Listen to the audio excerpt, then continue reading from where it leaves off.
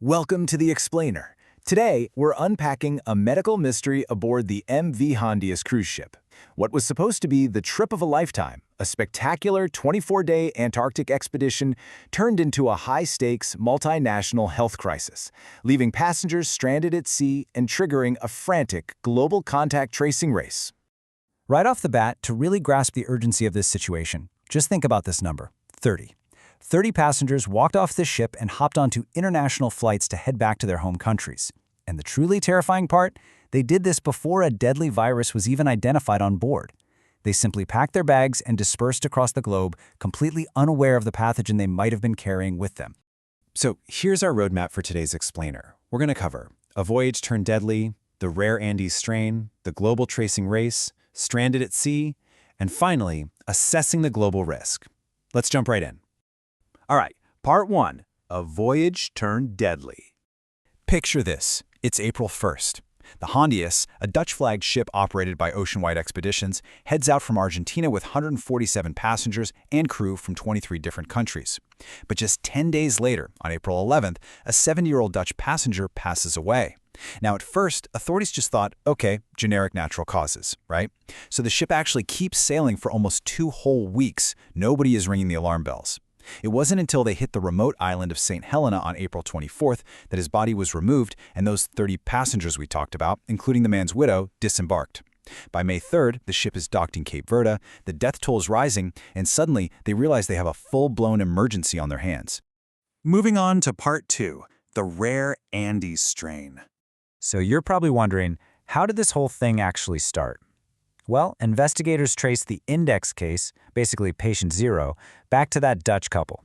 Before they even got on the Hondius, they'd been on this months-long bird-watching road trip through Argentina, Uruguay, and Chile. And here's the kicker. They had visited habitats known to be crawling with the specific species of rodent that carries this virus. Okay, we need to talk about hantavirus. It's a zoonotic disease, which is just a fancy way of saying it primarily jumps from animals to humans. Usually you get it from coming into contact with infected rodent waste, saliva, or contaminated surfaces. It doesn't normally jump from person to person. But when a human does catch it, it is brutal. Severe respiratory distress, gastrointestinal issues, and a rapidly progressing pneumonia known as hantavirus pulmonary syndrome. Now here is where things get really intense. Typical hantaviruses, strictly rodent to human. But health officials figured out that the outbreak on the Hondius is the Andes strain. Found mostly in Argentina and Chile, this is literally the only known hantavirus capable of human-to-human transmission. It's rare, sure, but it happens during close, prolonged contact. And honestly, what's a more perfect environment for close, prolonged contact than a cruise ship? Which brings us to part 3, the global tracing race. Because this specific strain can spread between people, finding those 30 passengers who left the ship turned into an absolute ticking clock. The second they identified the virus in early May, this massive, unprecedented tracing effort kicked off. We're talking about an operation spanning 4 continents and at least 12 countries.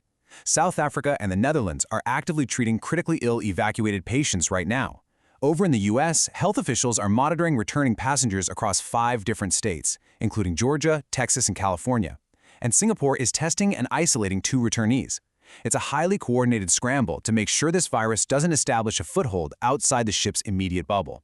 And just to add another layer of complexity to this puzzle, we have to look at the KLM flight risk. Remember the widow of the first victim? She disembarked in St. Helena, flew to Johannesburg, and actually boarded a KLM flight headed to Amsterdam on April 25th.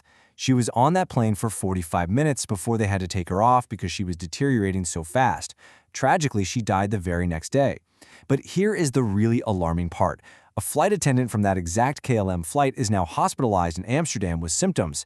This just goes to show how incredibly difficult it is to track international travel exposures. If she tests positive, she'd be the first known person infected who wasn't even on the Hondius. Because of all this, health authorities aren't taking any chances. They're mandating a strict 45-day self-isolation and symptom monitoring period for high-risk contacts. You might be thinking, why 45 days? That's a long time. Well, hantavirus has a notoriously long and totally unpredictable incubation period. You could be exposed and not show a single symptom for anywhere from 1 to 8 weeks. So right now, for a lot of people, it is just a terrifying waiting game. All right, part 4, stranded at sea and the diplomatic standoff. So while all this global tracing is happening, the ship itself is facing a logistical nightmare. They were anchored off Cape Verde, but that island nation simply didn't have the medical resources to pull off a mass, high-risk evacuation. So the plan was to sail to Tenerife in the Canary Islands. But local leaders there said no way. They pushed back hard out of fear for their citizens' safety, citing their harsh experiences during the COVID-19 pandemic. It literally took the World Health Organization stepping in and reminding Spain of its moral and legal obligations to assist before national authorities finally greenlit a humanitarian docking. But to pull this off without putting the local island population at risk, Spain is executing a wildly strict 4-step isolation and evacuation procedure. Get this, the ship won't even technically dock. They're going to anchor off the coast of Granadilla. From there, passengers will be transferred onto small boats, taken straight to the airport tarmac, and completely evacuated on specialized medical flights. The goal is absolutely zero contact with the local community. Finally, part 5, assessing the global risk. Let's look at where the numbers actually stand right now. We have 5 confirmed hantavirus cases, 8 suspected cases currently under investigation, and tragically, 3 fatalities, with one of those formally confirmed as the Andes strain. But hey, there is a silver lining here. Right now, there are 0 symptomatic individuals left on the ship.